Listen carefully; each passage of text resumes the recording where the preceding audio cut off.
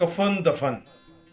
मुकद्दस मरकज की अंजील उसका 15 बाब 42 से 47 आयत तक।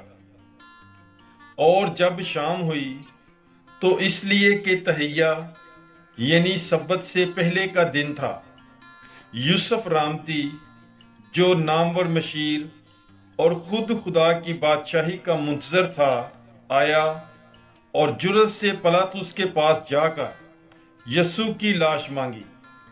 और पिलातुस ने तज्जब किया कि वो मर भी गया हुआ है, और सूबेदार को बुलवाकर उससे पूछा कि क्या वो मर गया हुआ है।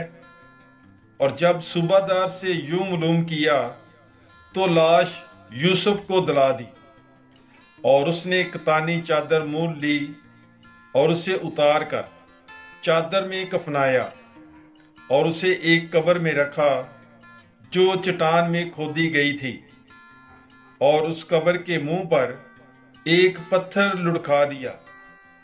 और मरियम मजदली और यूसुफ की मां मरियम देख रही थीं कि उसे कहां रखते हैं। पाक कलाम के पढ़े और सुने जाने पर खुदावंद की बरकत हो, खुदा का शुक्र हो। God bless you. Bible is life.